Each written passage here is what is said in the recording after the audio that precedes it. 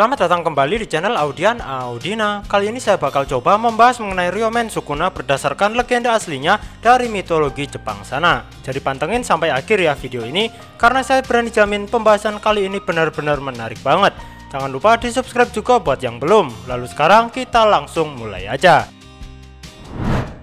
Beberapa dari kita yang mengikuti manga Jujutsu Kaisen pasti udah tahu juga kalau penggambaran karakter Sukuna ini memang didasarkan pada legenda aslinya dalam mitologi Jepang sana. Gege Sensei pun bahkan udah mengakuinya sendiri kalau karakter Sukuna buatannya ini memang sengaja dibuat seperti dalam legenda aslinya. Terlepas dari hal itu, sebenarnya ada ketidakkonsistenan mengenai cerita Sukuna dalam legendanya yang asli. Ada berbagai versi cerita tentang dirinya ini, yang mana secara garis besar kisah tentang dirinya ini terbagi dalam dua versi, yaitu dirinya yang versi jahat dan dirinya yang versi baik. Dan seperti yang kita ketahui sendiri, Sukuna versi Gege Sensei digambarkan dalam perwujudan Raja Kutukan yang begitu jahat. Bahkan Gege Sensei sendiri melekatkan julukan malapetaka berjalan pada karakter Sukuna buatannya ini.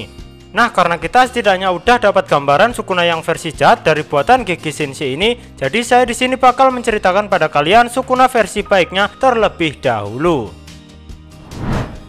Sukuna versi yang baik. Cerita versi yang baik ini berasal dari legenda lokal dari provinsi Hida dan Mino. Kalau sekarang dua provinsi ini udah jadi bagian dari prefektur Gifu ya. Nah, dalam legenda lokal ini, Sukuna itu digambarkan sebagai sosok seorang pahlawan lokal dan seorang yang begitu dermawan. Bahkan di dua provinsi ini, masyarakatnya pun sampai menyembah Sukuna layaknya dewa pelindung mereka. Ini benar-benar berbanding terbalik banget ya dari penggambaran karakter Sukuna dalam manganya. Terus dikatakan di provinsi Hida ini juga Sukuna dikenal sebagai sosok yang menyebarkan ajaran agama Buddha dan merupakan seorang pelindung sekaligus pendiri kuil kuno Senkouji dan Zenkyuji. Beberapa legenda setempat bahkan mengatakan kalau Sukuna ini pernah mengalahkan seekor naga jahat dan mengubah tempat tinggal naga tersebut menjadi suatu kuil. Masih belum selesai ya sampai sini. Dalam beberapa cerita rakyat juga sempat menyebutkan kalau Sukuna adalah salah satu inkarnasi dari Bodhisattva pengasih yang bernama Kanon. Banyak banget ya versinya dan seakan-akan menegaskan kalau Sukuna ini adalah sosok yang begitu baik, berbanding terbalik dengan penggambarannya dalam manga Jujutsu Kaisen. Lalu sadarkah kalian akan sesuatu dari penjelasan saya barusan? Dari tadi secara nggak langsung selalu ada koneksi antara Sukuna dan suatu kuil. Nah, kalau bahas masalah kuil ini berarti berhubungan sama domain expansionnya yang bernama Malevolent Shrines. Sadarkan kalian di sini, Gege Sensei nggambarin karakter Sukuna itu sebagai raja kutukan yang jahat. Tapi kenapa domain expansionnya nampilin suatu kuil, yang mana pada umumnya kuil itu digambarkan sebagai salah satu tempat yang suci? Ya, kalau saya beropini sih, mungkin karakter Sukuna dari Gege Sensei ini kombinasi antara cerita versi baik dan versi buruk tentang Sukuna itu sendiri. Terus balik lagi ke pembahasan mengenai sosok Sukuna yang begitu dihormati ini ya. Karena sosoknya yang begitu baik ini, pada akhirnya lumayan banyak juga kuil-kuil di Jepang yang bahkan menghadirkan patung dari Sukuna. Ini sebagai simbol penghormatan buat dirinya, karena dia dianggap sebagai sosok yang berjasa dalam menyebarkan ajaran agama Buddha. Selain itu juga, para penduduk setempat bahkan menggunakan nama Sukuna untuk menamai produk lokal mereka. Contohnya saja di daerah Takayama. Produk unggulan mereka yang berupa labu di sana dikenal dengan nama Sukuna Kabocha. Terus contoh lainnya lagi sih masih di tempat yang sama juga, yaitu di daerah Takayama. Salah satu pemandian air panas di sana itu bernama Sukuna no Yu. Ini adalah beberapa bukti kalau Sukuna benar-benar begitu dihormati ya di daerah ini. Dan itu saja mengenai legenda Sukuna dari versi baiknya. Sukuna versi yang jahat. Mengenai legenda Sukuna yang digambarkan sebagai sosok iblis yang jahat tertera dalam suatu buku sejarah kuno yang bernama Nihon Shiki. Untuk yang belum tahu, dikatakan Nihon Shiki ini adalah suatu dokumen yang disusun oleh keluarga kekaisaran Jepang pada tahun 720. Berarti ini terjadi saat periode Nara. Buku Nihon Shiki ini merupakan seri pertama dari kumpulan 6 buku sejarah bangsa Jepang. Dalam buku ini tertulis banyak cerita legenda-legenda dan mitologi dalam sejarah bangsa Jepang. Sejarah kekaisaran pun juga ada. Tak terlewat juga legenda Sukuna ini. Nah, dalam Nihon Shiki ini sosok Ryomen Sukuna digambarkan sebagai sosok iblis jahat yang kurang lebih sama dengan penggambaran Gege Sensei. Karakteristik tubuhnya pun mirip. Dalam Nihon Shiki ini Sukuna digambarkan punya 2 wajah, 4 tangan dan 2 kaki.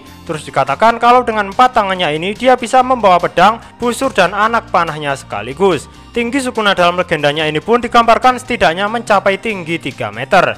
Nah, dalam Nihon Shiki ini juga sosok Sukuna itu dicap sebagai seorang pemberontak yang gak mau tunduk pada kekaisaran. Dia sampai mendapatkan gelar sebagai seorang pembangkang yang dikenal sebagai seorang pembunuh massal yang telah menghabisi ribuan nyawa manusia. Diceritakan juga karena kekejiannya ini, akhirnya kaisar yang menjabat saat itu, yaitu Kaisar Nintoku, mengirimkan bawahannya yaitu Jenderal Takefurukuma no Mikoto untuk memusnahkan Sukuna ini. Dikatakan pertarungan tersebut nggak berjalan mudah, tapi si jenderal tadi tetap bisa menang, dan Sukuna pun akhirnya tewas. Kurang lebih mirip lah ya sama versi GG Sensei. Saking jahatnya Sukuna di masa itu, akhirnya para penyihir Jujutsu bergabung untuk mengalahkannya juga kan.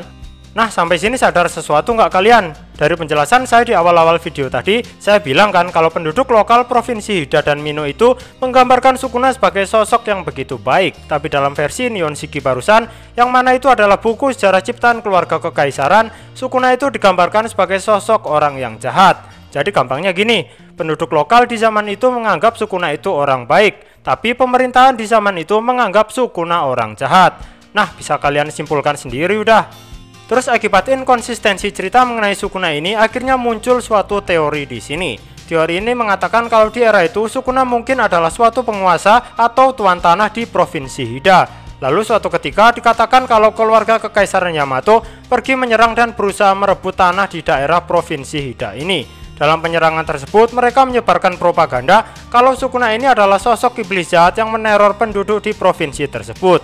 Nah, dengan propaganda inilah keluarga kekaisaran Yamato pun berdalih kalau perebutan tanah yang mereka lakukan itu sudah benar. Seakan-akan tindakan mereka merupakan penegakan keadilan untuk menumpas kejahatan.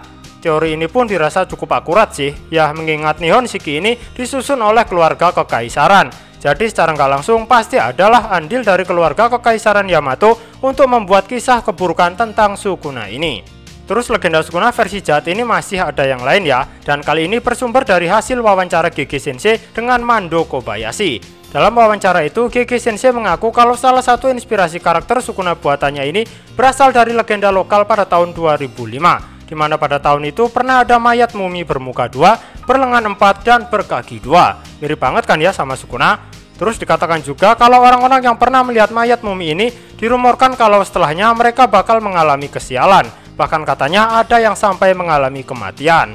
Terus katanya tiap tempat yang menyimpan mumi ini pasti bakal tertimpa suatu bencana besar. Dalam legenda lokal lain di era Taisho, kurang lebih ceritanya juga hampir mirip kayak gitu. Dikatakan di masa itu mumi terkutuk telah menyebabkan gempa besar Kanto yang berkekuatan 7,9 skala Richter. Gempa ini sampai menghancurkan Tokyo dan sekitarnya. Oh ya, untuk masalah mumi bermata 4 ini muncul kok di gambar berwarna dari chapter pertama manga Jujutsu Kaisen. Mumi yang pakaiannya warna kuning ya, posisinya di gambar paling belakang. Kalau diperhatikan lagi sih, mumi itu memakai Soku Shinbutsu. Pakaian ini adalah pakaian yang dipakai biksu Buddha yang mengasingkan diri di pegunungan. Istilahnya bertapa sih. Di sana para biksu berpuasa dan terus merapal mantra sampai mereka akhirnya meninggal. Dengan harapan akhir mereka bisa menerima pencerahan.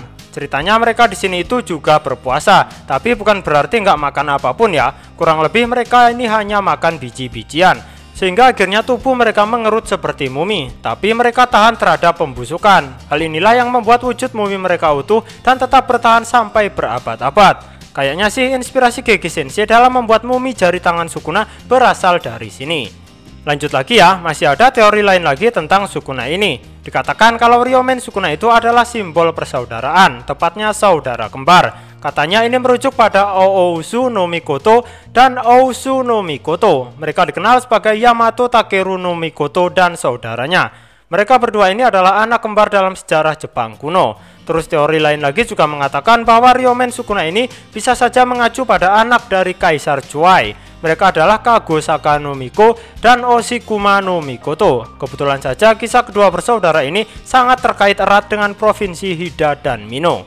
Kalau merujuk pada saudara kembar itu jadi terhubung ke cerita tentang Maki dan Maizenin ya, dimana dikatakan dalam Jujutsu Kaisen kalau anak kembar itu dianggap sebagai makhluk tunggal dalam urusan energi kutukan, yang mana artinya kematian salah satu dari si kembar bakal memperkuat saudara yang masih hidup. Itulah penjelasan kenapa Maki bisa sekuat Toji Zenin setelah Mai meninggal ya.